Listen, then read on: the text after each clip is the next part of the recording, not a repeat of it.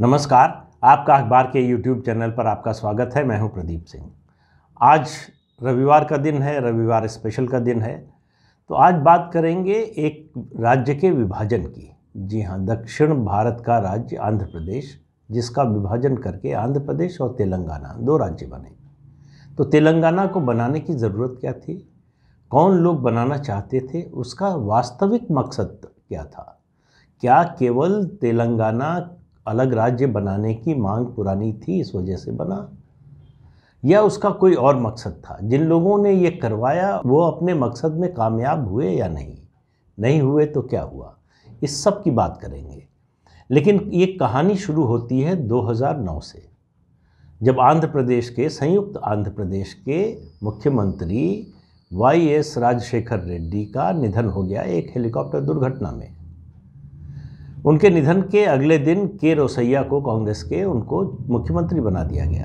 के चंद्रशेखर राव को लगा कि अब जो है उनके लिए आंध्र प्रदेश की राजनीति में अपनी जगह बनाना और मुश्किल हो जाएगा। तो उनको लगा कि यही समय है अलग राज्य की मांग का। तो 29 नवंबर 2009 को वो भूख हड़ताल पर बैठ गए।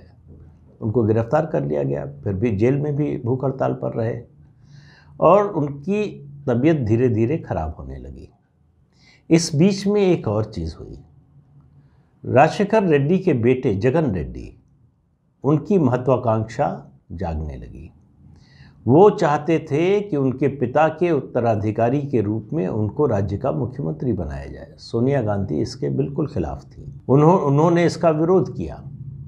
जगन माने नहीं। जगन ने अपनी एक यात्रा निकाली, पहले कांग्रेस और सोनिया गांधी से इसकी इजाज़त मांगी, और वो यात्रा थी धन्यवाद यात्रा, ओडारपू यात्रा, जो तेलुगु में जो कहते हैं कि जिन लोगों ने राजशेखर रेड्डी की मौत के बाद, जिनकी मौत हो गई थी अचानक शॉक लगने से, या बहुत से लोगों ने आत्महत्या कर ली थी, तो एक धन्यवाद यात्रा निकालना चाहते थे। सोनिया गांधी ने इजाज़त नहीं दी, जगन माने नहीं और उन्होंने यात्रा शुरू कर दी। जगन का प्रभाव और उसकी लोकप्रियता बढ़ती जा रही थी। ये कांग्रेस के लिए चिंता की बात हो गई थी। इसी बीच में KCR ने भूख हड़ताल शुरू कर दी, उनकी तबीयत बिगड़ने लगी। तो कांग्रेस का जो आला कमान था उसमें विचार विमर्श हुआ और ये तय हुआ कि जगन की लोकप्रियता जिस तरह से बढ़ रही है उसको रोकना मुश्किल है। तो आंध्र प्रदेश कांग्रेस के हाथ से निकल सकता है। और आंध्र प्रदेश का महत्व इस तरह से आप समझिए कि 2004 और 2009 दोनों में कांग्रेस की सरकार बन पाई, खासतौर से 2004 में। तो उसमें सबसे बड़ा योगदान आंध्र प्रदेश का था और उसका श्रेय राजशेखर रेड्डी को जाता है। इसके बावजूद जो है उनके बेटे के बारे में सोनिया गांधी सोचने को तैयार नहीं थी, लोकप्रियता के बावजूद। अब स्थिति ये हुई कि एक तरफ KCR, एक तरफ जगन रेड्डी। कांग्रेस आलाकमान ने सोचा कि अब अपना घाटा कम करने का, बचाने का तरीका ये है कि राज्य का बंटवारा कर दिया जाए। अगर आंध्र प्रदेश चला भी जाता है तो तेलंगाना बच जाएगा। तो 9 दिसंबर को P चिदम्बरम, जो उस समय गृह मंत्री थे, उन्होंने घोषणा की कि तेलंगाना के गठन की प्रक्रिया शुरू की जा रही है। और उन्होंने अपील की KCR से और जो छात्र संगठन आंदोलन कर रहे थे उनसे कि अपना आंदोलन वापस ले लें। अब इसका रिएक्शन हुआ दूसरे पक्ष में। जो लोग आंध्र प्रदेश का बंटवारा नहीं चाहते थे उन्होंने आंदोलन तेज कर दिया कि जो है इस राज्य का बंटवारा नहीं होना चाहिए।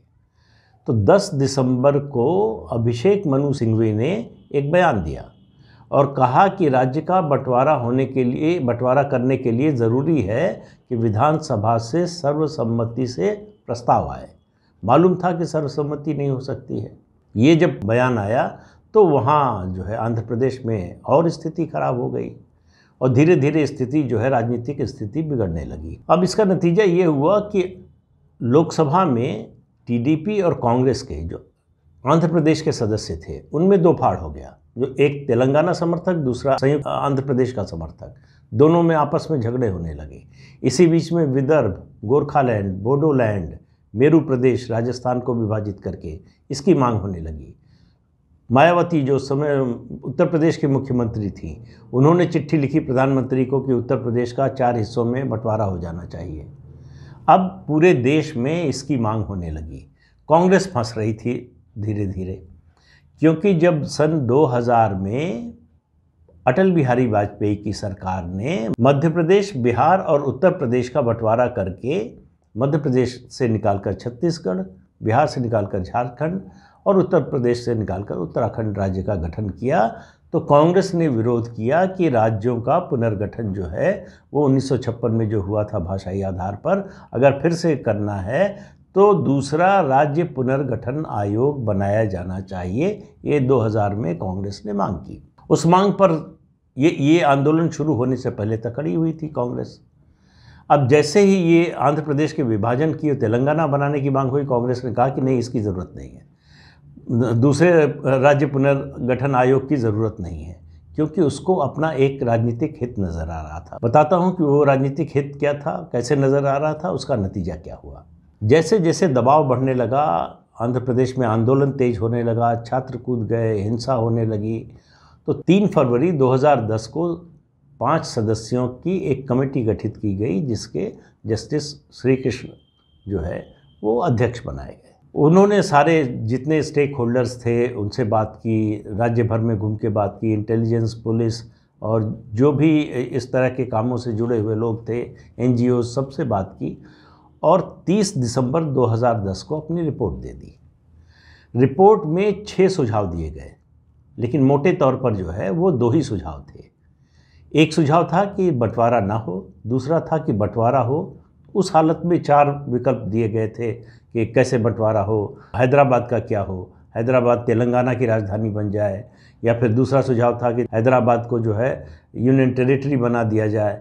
इस तरह के कई जो है बाकी सुझाव थे, लेकिन रिपोर्ट में श्री कृष्ण कमेटी ने कहा कि राज्य का विभाजन सेकेंड बेस्ट ऑप्शन है, यानी विभाजन के पक्ष में नहीं थी ये कमेटी।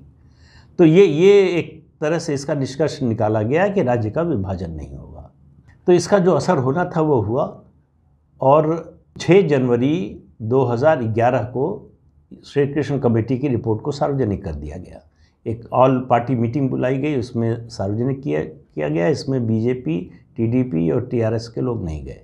इससे पहले आंध्र प्रदेश में एक ऑल पार्टी मीटिंग बुलाई गई थी।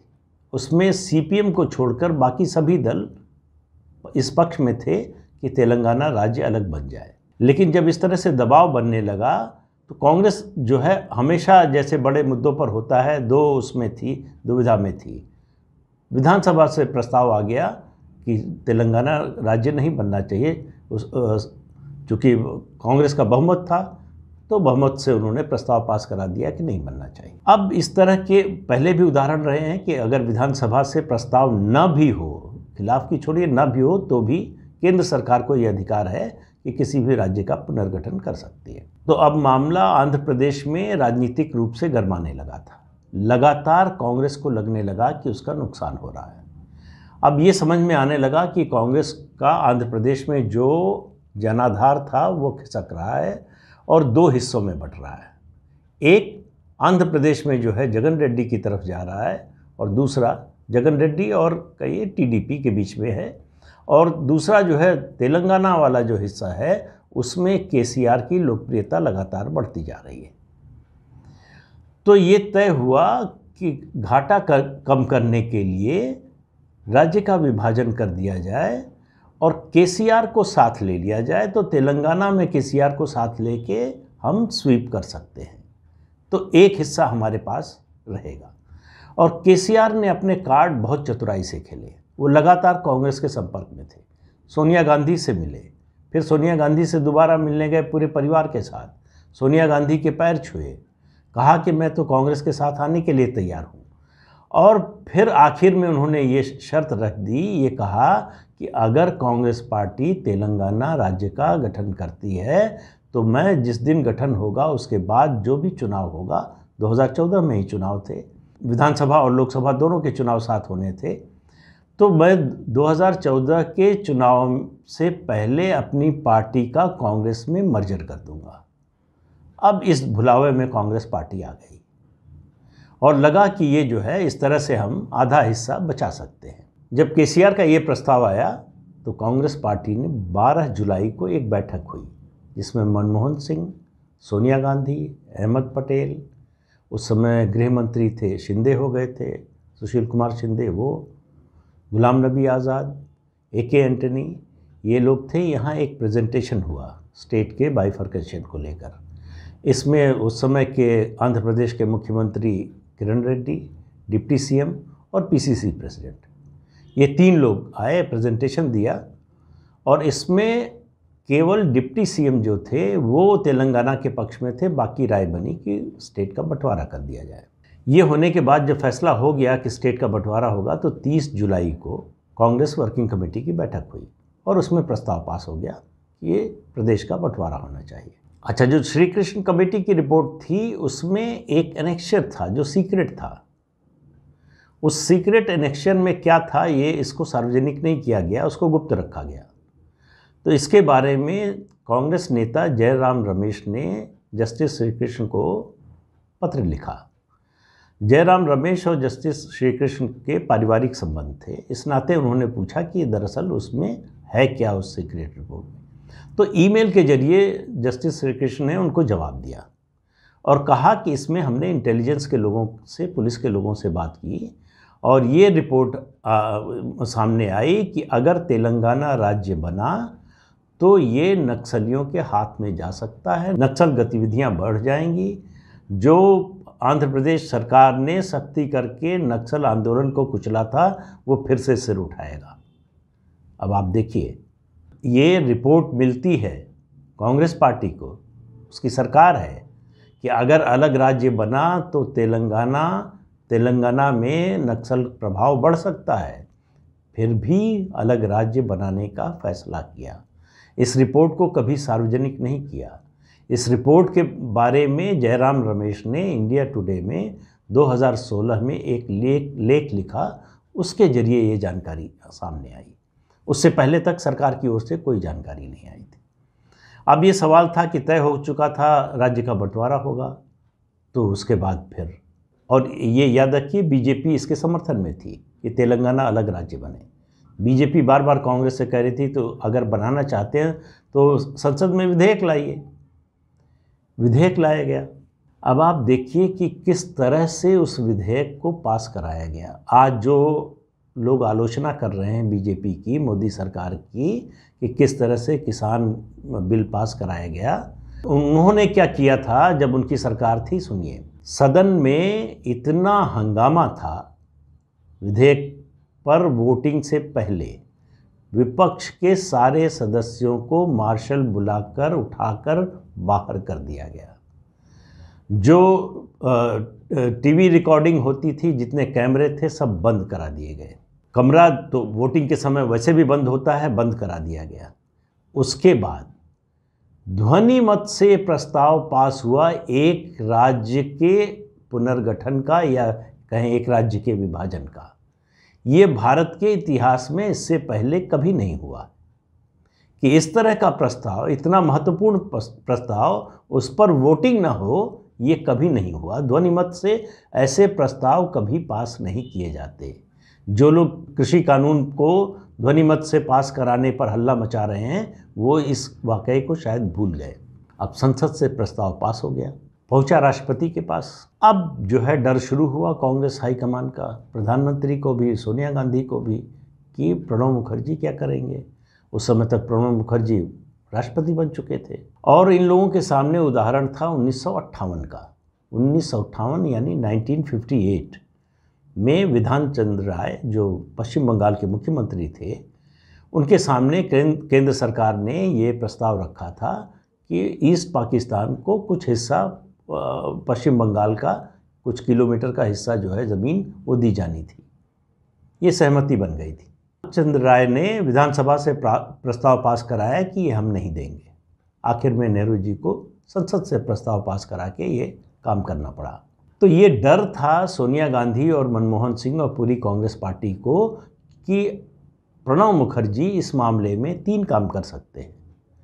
या तो वो इस प्रस्ताव को फिर से पुनर्विचार के लिए लौटा दें, या वो इसको प्रेसिडेंशियल रेफरेंस के लिए सुप्रीम कोर्ट को भेज दें कि सुप्रीम कोर्ट इस पर फैसला करे कि ये ठीक है कि नहीं। तीसरा था कि वो इसके बारे में कुछ करें ही नहीं, लेकर बैठ जाएं, जैसे ज्ञानी जैल सिंह पोस्ट बिल को लेकर बैठ गए थे और उन्होंने न मंजूरी दी न नामंजूर किया। अगर ये स्थिति हो जाती तो कांग्रेस के लिए जो है वो कोढ़ में खाज वाली स्थिति बनती। तो भागदौड़ शुरू हुई। नरसिम्हन जो गवर्नर थे आंध्र प्रदेश के, उनको 2 बार भेजा गया प्रणब मुखर्जी के पास। फिर आखिर में सोनिया गांधी और मनमोहन सिंह को 2 बार जाना पड़ा कि ऐसा कुछ मत कीजिएगा, इस पर दस्तखत कर दीजिए। तो आखिर में प्रणब मुखर्जी ने उस पर दस्तखत कर दिया, हालांकि वो इसके समर्थक नहीं थे। उन्होंने चेतावनी दी कि ये जो आप समझ रहे हैं कि केसीआर जो है मर्जर कर देंगे अपनी पार्टी का कांग्रेस में, ये नहीं होने वाला है, आपको कुछ हासिल नहीं होगा, आप दोनों तरफ से जाएंगे। लेकिन उस समय कोई सुनने को तैयार नहीं था उनकी बात, और यही हुआ। आखिर में कांग्रेस जो है न केवल आंध्र प्रदेश से साफ हो गई बल्कि तेलंगाना से भी। जब राज्य बन गया, उसकी अधिसूचना जारी हो गई, तो केसीआर ने कांग्रेस में अपनी पार्टी का विलय करने से इनकार कर दिया। कहा कि अकेले लड़ेंगे, हमने आंदोलन किया है। कांग्रेस को ये मुगालता भी कैसे हो गया कि एक पार्टी जो इसके लिए आंदोलन कर रही है, सड़क पर है, लाठी खा रही है, डंडे खा रही है, वो जो है ये अपनी पार्टी का विलय कांग्रेस पार्टी में कर देगी। उधर जगन रेड्डी के खिलाफ लगातार कांग्रेस का हमला बढ़ता जा रहा था। उसके खिलाफ इनकम टैक्स, ईडी, जितने मुकदमे हो सकते थे, हर तरह के मुकदमे जो है दर्ज किए गए, जेल भेज दिया गया, जेल में रहे काफ़ी समय जगन मोहन रेड्डी। तो कांग्रेस ने अपना एक जो अपने पास था वो खोया। किस लिए? सोनिया गांधी के अहंकार के लिए, ईगो के लिए, कि जगन रेड्डी को नहीं देंगे कुछ, और कुछ भी हो जाए। तो उस हठ में पूरा मतलब आंध्र प्रदेश जो आज का है वो चला गया। आज जगन मोहन रेड्डी मुख्यमंत्री हैं वहाँ के, और तेलंगाना चला गया, केसीआर मुख्यमंत्री है। कांग्रेस के हाथ कुछ नहीं लगा। दक्षिण का एक राज्य जहाँ कांग्रेस की तूती बोलती थी, जहाँ आप याद कीजिए जनता पार्टी के समय, इमरजेंसी के बाद भी कांग्रेस का जो है वहाँ झंडा लहराता रहा, उस समय भी जनता पार्टी से बेहतर प्रदर्शन किया कांग्रेस ने।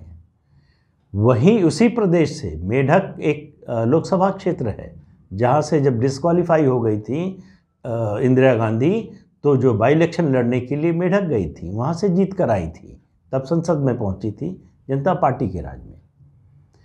तो ये आप देखिए कि केवल अपने ईगो के कारण, अपने हट के कारण एक राज्य बनाया, नया राज्य बनाया, एक राज्य को तोड़ दिया अपने राजनीतिक हित के लिए। 2 कारण थे। एक, आंध्र प्रदेश वाले हिस्से में अपना जो जनाधार चला गया है उसकी भरपाई के लिए दूसरे हिस्से यानी तेलंगाना से उसकी भरपाई करनी थी कि वहाँ हमारा वर्चस्व बना रहे। तो घाटा कम करने के लिए, अपना राजनीतिक घाटा कम करने के लिए राज्य का विभाजन कर दिया गया। पहले जो 1956 में जो राज्य पुनर्गठन आयोग था, उसमें राज्य बने थे भाषाई आधार पर। तेलंगाना हो या आंध्र प्रदेश, दोनों राज्यों की भाषा तेलुगु ही है।